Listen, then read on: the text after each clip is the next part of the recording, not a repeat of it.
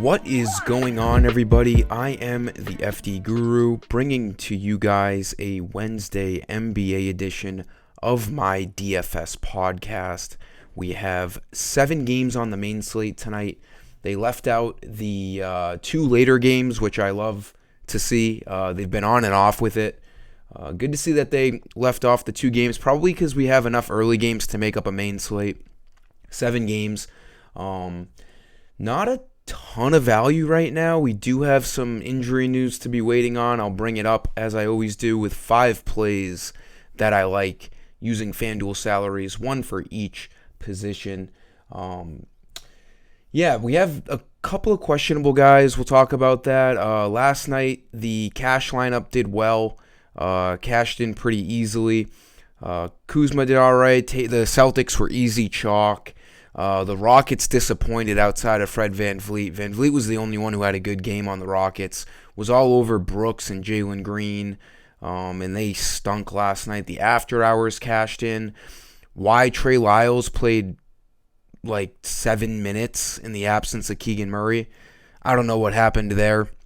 He came in at the end of the first quarter and then just didn't come back in. I don't know if he got hurt or what, but ended up being enough to cash. We avoided the Kawhi Leonard injury on that after-hour slate.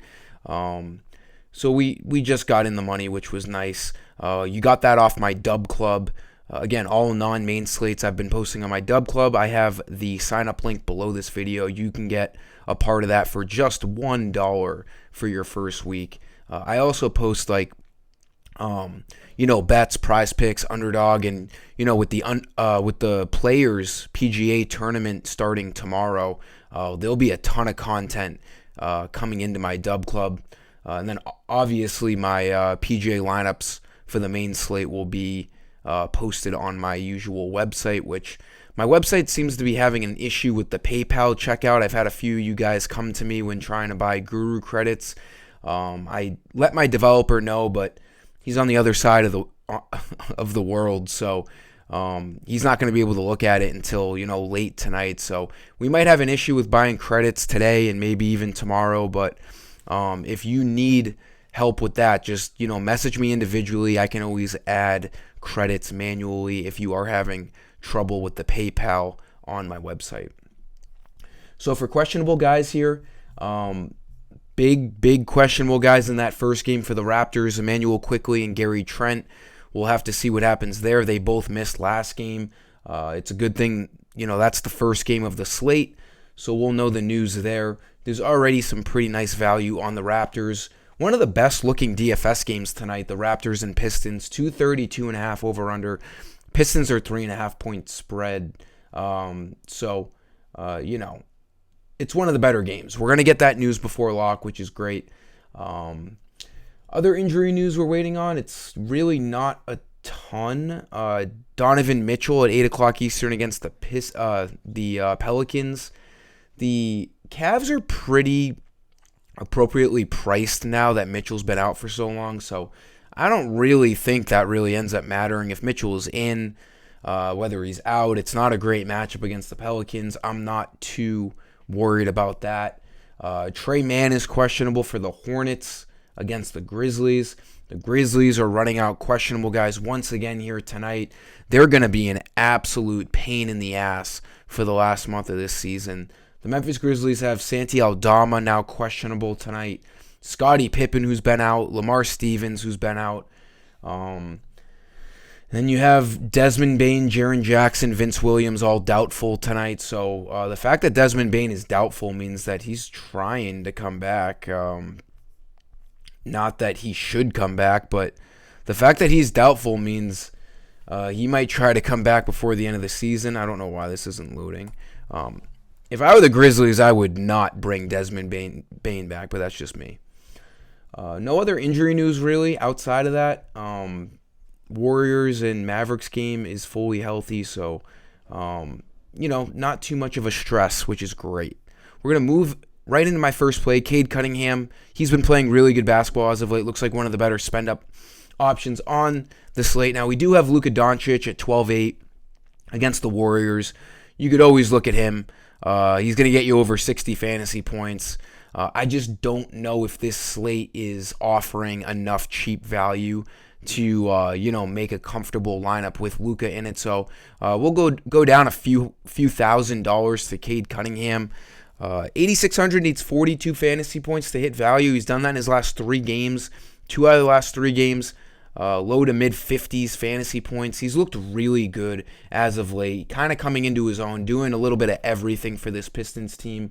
With a team as bad as the Pistons, you're always, questioning to roster a guy like Cunningham because you're spending a lot of salary, and a lot of the times the Pistons are, at risk of a blowout. But not tonight. They're at home.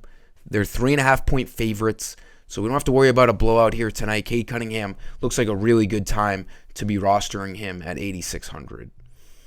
Shooting guard looks like a really, really bad position tonight. We'll have to see what happens with the Raptors because, if Quickly or Gary Trent plays, they could end up being a good play. But I like Ayo Dosunmu. He's been consistent, and again, the shooting guard position is really bad tonight. You have Klay Thompson in the same range, who's been playing better as of late with no Steph Curry. You could look at Klay, but we all know how risky it is to roster Klay Thompson. Dosunmu brings a lot more consistency to the table. They got blown out by the Mavericks last game, and he still hit value, getting 31.5 fantasy points, played 29 minutes. In a close game, he's going to play 36 to 40 minutes, as you've seen in his game log here. This game is projected to stay close. It's one of the better games to pick from on tonight's slate because they have a matchup against the Indiana Pacers. Pacers are 4-point favorites, 229 over-under. Both teams looking pretty, fully healthy here tonight. No injury news to wait on outside of any surprising things that pop up.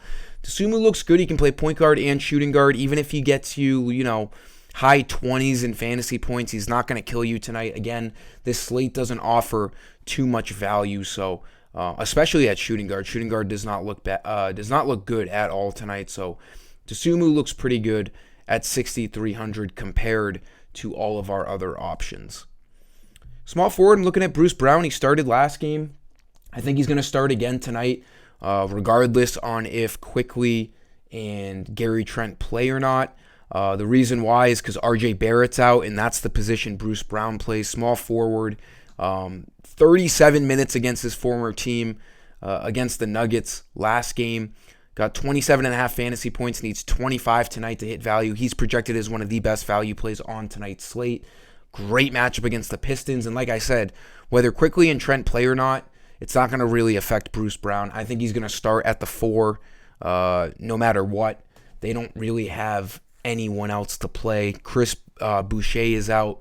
Jakob Poeltl's out. Scotty Barnes is out. RJ Barrett's out. So they don't have any big guys. And the only questionable guys they have tonight are both guards with Quickly and Trent. So Bruce Brown, it looks like he has a clear path to play a whole ton of minutes tonight. And it's a great price tag at $5,100. Power forward, we're going to stick with the Raptors. No reason to not go to a sub 7K Kelly Olynyk tonight. Again, against the Pistons, his former team, I think he was on the Pistons at one point. Huge revenge game. No one wants to tune in on their couch like a Kelly Olynyk revenge game against the Pistons. But it is a good DFS matchup here for him tonight. And whether or not Quickly and Trent are in or out could definitely impact him being a good play or not. Obviously, if one or two of them are both out, Olynyk looks like an obvious play. If Quickly and Trent are in, it kind of hurts Olynyk's usage, but he's still going to look like a good play regardless. Needs 34 fantasy points to hit value. Played pretty well against the Nuggets. He got 32 fantasy points without any defensive stats. He scored a lot. That's pretty hard to do. Assuming he runs into defensive stats like he usually does before last game, he's going to have a decent chance to reaching low 30 fantasy points tonight. Looks like one of the better middle tier spend-ups here. Can play center and power forward here on FanDuel. And then for center, I don't know. He kind of screwed us last time, but it is just one game. Great matchup tonight. Nikola Vusic against the Pacers. It's an up-tempo game for the Bulls. He's projected for 42 fantasy points. The Mavericks in general just smoked the Bulls. It wasn't really a Vucevic problem. as much as it was a Bulls problem last game. Assuming this game stays close, which is all we can do, is, play with the projections. 4-point spread, projected for 42 fantasy points.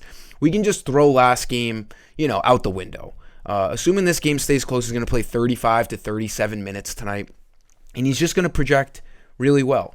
And again, there's not a ton of, eye-popping value tonight. Vucevic, as a guy, at 8,200, looks like one of the better spend-ups as well on tonight's slate.